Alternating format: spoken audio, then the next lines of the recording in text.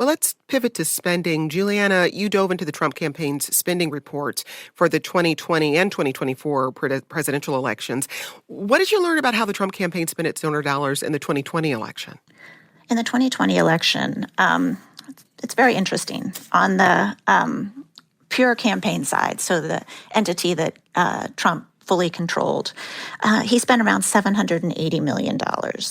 Of that money, $518 million went to an LLC that was created in the fall of 2019. News reports suggest that it was created by Jared Kushner. Laura Trump was the president for a period of time, and then an Eric Trump deputy ran it. But we don't actually fully understand who the ultimate recipients were of this entity.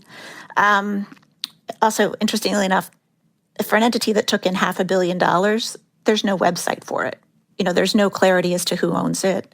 It's worth asking where is the Trump money going? Where did it go in 2020? Aside from these, enormous, black holes of, $500 million for which there's zero visibility. And just to repeat, because you just blew my mind with the numbers, I'm paraphrasing, Juliana, $750 million $780 million spent by the Trump campaign. And in excess of $500 million on an entity created by Donald Trump's son-in-law. Yes. And, we know about this because the Campaign Legal Center filed a lawsuit right after the election, after the 2020 election, because under FEC law, any expenditure over $200 has to be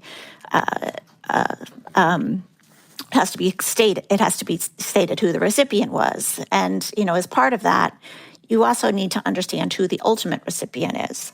The FEC did not act because it's a purely bipartisan entity in the truest and actually most painful sense of the word.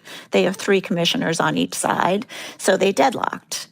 And it remains deadlocked in spite of the fact that the general counsel of the FEC encouraged the commissioners to go ahead and open an investigation into this entity, American-made media consultants. Okay, so that's 2020. I'm floored by Yeah.